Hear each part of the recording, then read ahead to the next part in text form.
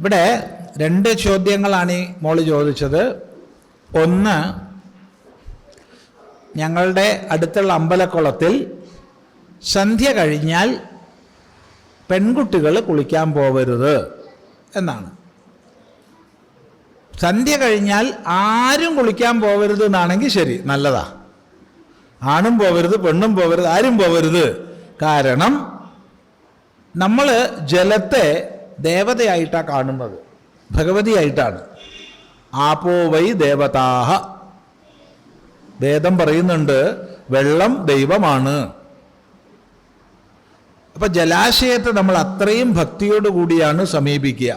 ഒരു തരത്തിൽ മാലിന്യങ്ങൾ അതിൽ കൊണ്ടിടില്ല. ഭക്തിപൂർവം ജലാശയത്തെ സമീപിക്കണം. ചെരുപ്പിട്ടിട്ട് വെള്ളത്തിലേക്ക് ഇറങ്ങുമോ? ഇറങ്ങാറുണ്ടോ? ഇറങ്ങരുതേ. ചെരുപ്പ് പുറത്ത് അഴിച്ചു വെച്ചിട്ടാണ് നമ്മൾ വെള്ളത്തിലേക്ക് ഇറങ്ങുക. അത്രയും ജലാശയത്തെ നമ്മൾ ബഹുമാനപൂർവ്വമാണ് കാണുന്നത്. നമ്മളെ കടലിലൊക്കെ ജോലിക്ക് പോകുന്ന ആൾക്കാരുണ്ട്, കടലിൽ പുഴയിലൊക്കെ.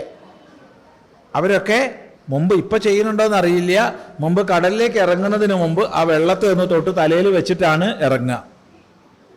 അത്രയും ഭക്തിയോടുകൂടി ആണ് നമ്മൾ ജലാശയങ്ങളെ സമീപിക്കുക. അപ്പോൾ സന്ധ്യയ്ക്ക് ശേഷം, സൂര്യാസ്തമയത്തിന് ശേഷം വെള്ളത്തിലിറങ്ങരുത്, സൂര്യോദയത്തിന് മുമ്പ് വെള്ളത്തിലിറങ്ങരുത് എന്ന് നിയമം ഉണ്ടാവും പല സ്ഥലത്തും.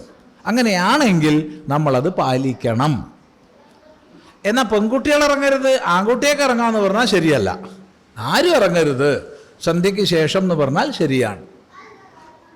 ഈ പറഞ്ഞില്ലേ ജലമുറങ്ങി എന്നുള്ള സങ്കല്പമാണെങ്കിൽ അത് ശരിയാന്നാ പറഞ്ഞത്. ഇത്രേ എനിക്ക് പറയാൻ പറ്റൂ. രണ്ടാമത്തത്, നമ്മുടെ ദേഹത്ത് എന്തെങ്കിലും തരത്തിൽപ്പെട്ട അശുദ്ധി ഉണ്ടെങ്കിൽ നമ്മൾ ജലാശയത്തിൽ ഇറങ്ങില്ല. അപ്പം സ്ത്രീകളെ സംബന്ധിച്ച് ആർത്തവകാലത്ത്, അതുപോലെ മറ്റ് പുരുഷന്മാരെ സംബന്ധിച്ച് ശരീരത്തിൽ സാംക്രമിക രോഗങ്ങളുണ്ടെങ്കിൽ ഒന്നും നമ്മൾ ജലാശയത്തിൽ ഇറങ്ങാൻ പാടില്ല. ഇപ്പോൾ ചില